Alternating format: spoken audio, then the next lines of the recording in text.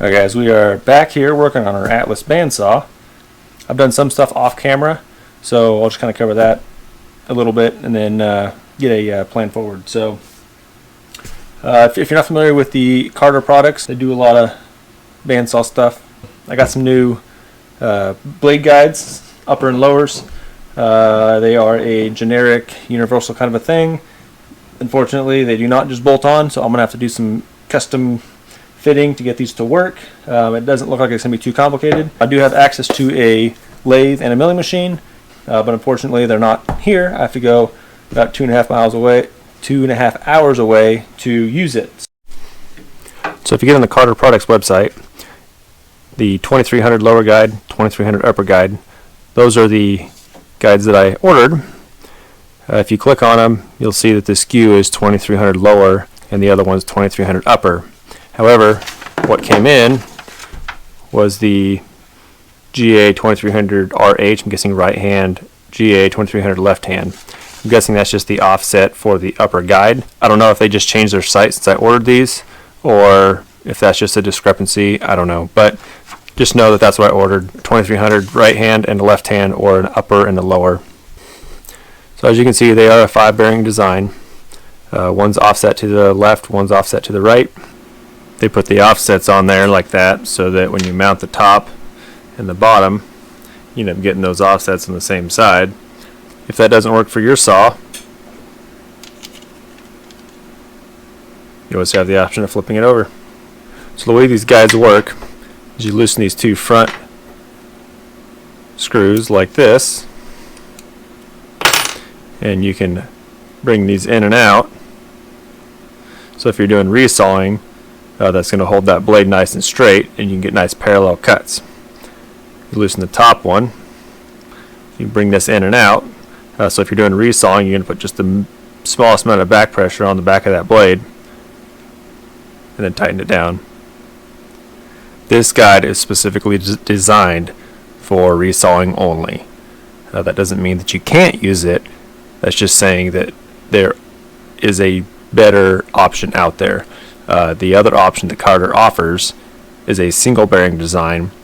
I believe it's a little bit wider, and it has a groove in the middle that the back of the blade actually sits in. You actually put a lot of back pressure on that blade.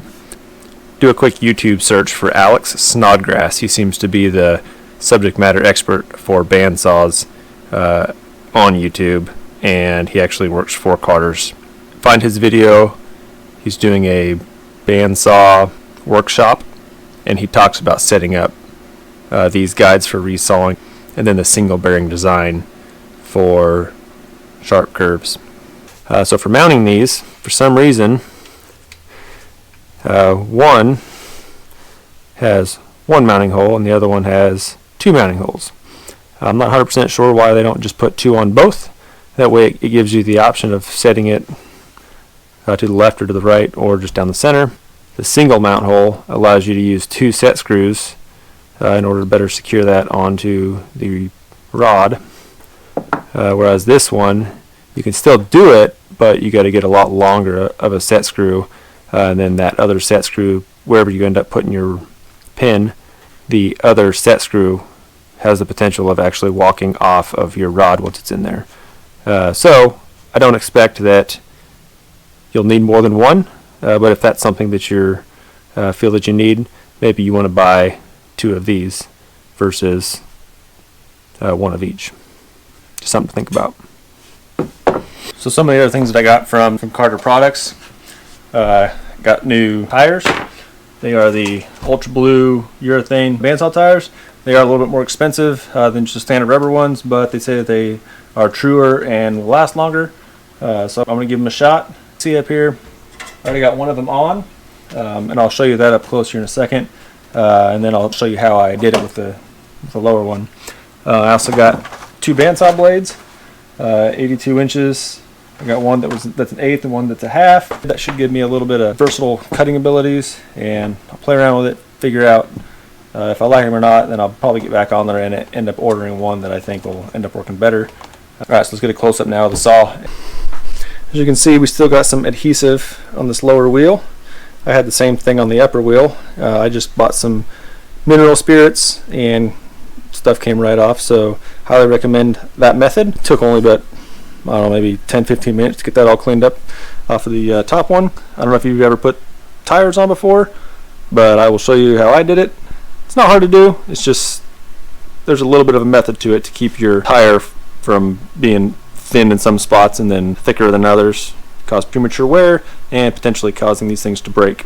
We'll go ahead and get this wheel cleaned up, get this tire installed, get this super sketchy pulley pulled off with my 3-jaw puller over here, take some measurements of it, and maybe get another one ordered, or I might be able to go down to our neighborhood Orscheln's and see if they got one in stock.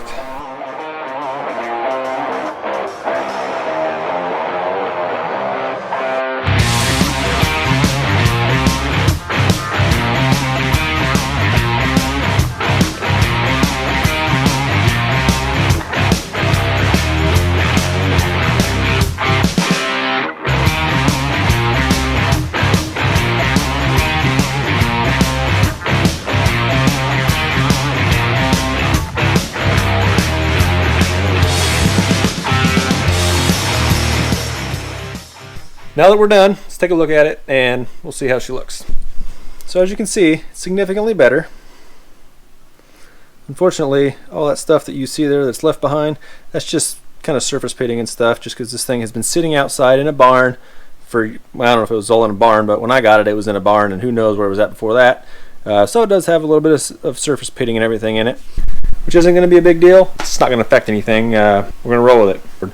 So we're going to get this tire installed, and I'll show you how I did it. If you've researched how to put these tires on, it'll look the same as every other video that you've probably seen. So I got this method from Carter. He has quite a few videos, tutorials on how to kind of maintain bandsaws, how to set them up, how to install these tires, all that stuff. Wealth of information. So check them out if you haven't. Guy might think I was sponsored by him, but I'm not. I just like to share good information, and they have good information. So check them out if you're interested in getting these bandsaws all tuned up and cutting real nice. So we'll go and get her set up, and I'll show you how I installed these. Alright, so these things are stretchy, so you can put it on there. Oop, not over there. You can get that put on there and then just kind of pull it over and get it installed. It does work. This thing fits in here absolutely perfect. So what I did was kind of got it in there best I could. It's been a few months since I did this top one, so you have to bear with me.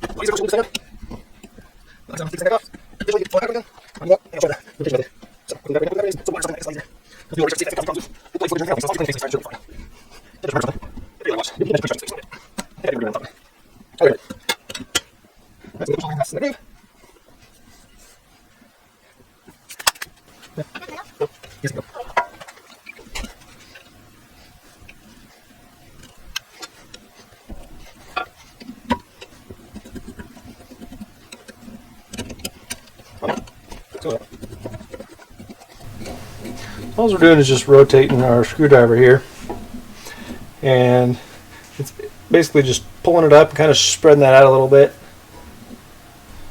So any sort of hot spots or thin spots throughout here will hopefully get kind of spread out. I don't remember if there was a number of times that he recommended going around in those videos. Again, I'm talking about those Carter videos. Just get that out of the way here. But I'd imagine if a guy was doing this, he'd probably want to go around 2 or 3 times here. So it spreads it out a little bit, kind of splits this in half, and then splits it in half again. All the way around. I don't know. I'll probably do this 2 or 3 times. It comes on here. I can't get the color. They were just out. These 2 bolts here. Well, not installed, so just gonna pull it. It is pull it. Yeah, pull it. So we go. That works here. Yeah. I believe you have it. Like I said, you have to redo it. It will actually. because we're this really long machine. There's a lot of pressure right here. So if I have to hit your house a little bit, it's kind of clear. And we can actually kind of drag it along the inside of that wheel. Once you're comfortable with it, so I'll just push you. So if you're doing this, that's all right. Keep that around. One more time, all good. So like, here. So good. One right. I'll do that too. Shoot it. Oh, there, you know. You just have a good stage part. I'll do it. It's also like you did, yeah. Pull that inside of this little bit. Oh, wait, that's it too. Alright. So you got everything. Alright, so now we'll work on getting the pulley off. If you ever use a 3-jaw pulley, they can be hit and miss. Some of them are really good, some are trash. Alright, so I've already got the set screw. It's down in here. Already got that thing loose. Go ahead and pull her out of there. Just to make sure that there isn't a seat or anything in it.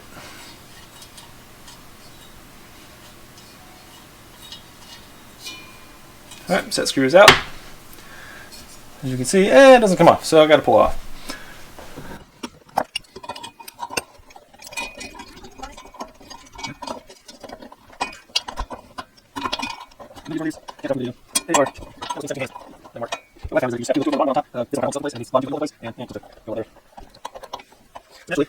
Nice. All you wanted.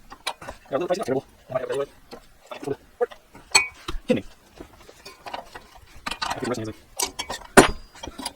really care about this pulley. Obviously, you can tell it's garbage. So, it's something I'm not going to get that.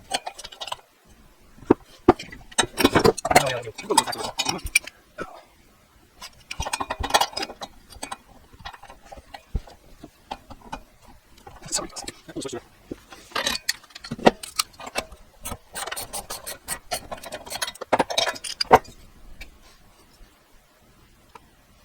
Okay. What I'm looking at right now, and I could be wrong, but it looks like you had the wrong size pulley.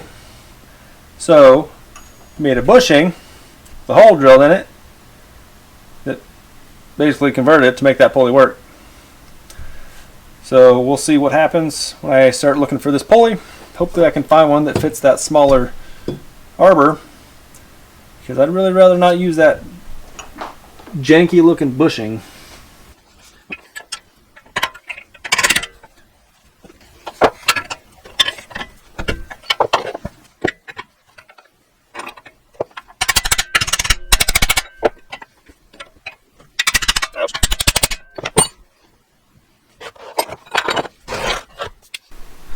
As you can see, it's kind of like what looks like it was a key in there. Maybe this is some other bushing or something that he just machined down. So that's kind of what it looks like. So what I'm going to do is I'm going to take my Dremel, the cutoff disc on it. I'm going to just cut a slice right there, and then try to peel those open, and then relieve it enough to slide it off. If that doesn't work, I'll cut another slot right there to relieve the backside, and then I know it'll pry apart.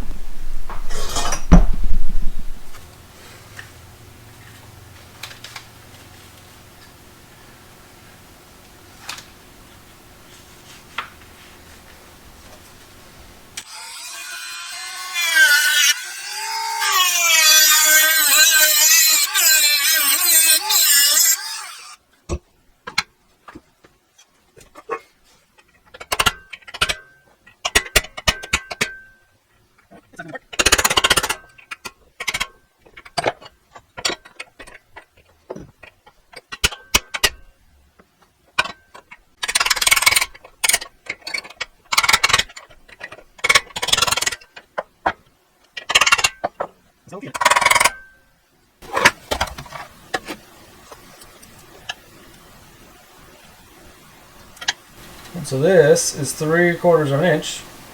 More specifically, it is 745. I think it's safe to call that 750. So I'm gonna do some Googling now. I'm gonna pull it with a 3/4 inch arbor. Then next step will be to determine what overall size I need. That way I would get that optimum bandsaw speed. So I'm talking about this motor that I ended up with. The bandsaw, when we got it, had no motor in it whatsoever, so I had to source one. Dad had this one. He was kicking it around for, he couldn't even remember how long he's had it for, but he ended up buying it off some farm sale at some point in the last 5 years or so, We'll see how it works on the bandsaw. It's a little bit light for what I was looking for. I was hoping for something in the 3/4 to 1 horse, whereas this one is only half of a horse. It's a 1725 motor, 110 or 220. It's dual voltage, and you can reverse it as well if you need to. It is a Dayton Farm Duty AC motor. I pulled the cover off of it back when I was working on this before, and it's brand new. So I got on the internet to look up pulley sizes. In case you guys are not aware, there is a nifty little calculator on vintagemachinery.org. You can punch in your RPM, you punch in the motor pulley size, the bandsaw pulley size, and then the wheel size. Okay, and then it will punch out a number, right?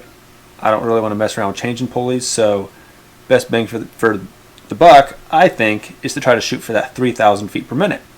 And I read a couple of forums and stuff that said 3,000 is a good average number to run. So that's what I'm going to shoot for. So I did the calculator a few times, and I came up with a pulley diameter of 5 and a wheel diameter over here of 9, which is what this currently is. I really can't go any bigger on this one. As you can see, it would end up hitting the table adjustment bracket, whatever you want to call it. So I can only go smaller. But since it's a bandsaw, I figure the bigger that this side is, the better. So with 5 inches here and 9 inches here with a 12-inch wheel, I'm getting 3,009 feet per minute. Alright, that's it for this one, guys. Please let me know in the comments below if you enjoyed this video flow, or if you'd rather see more of an overview instead of a step-by-step. Please subscribe for part 2, and I'll see you in the next one. Thanks for watching.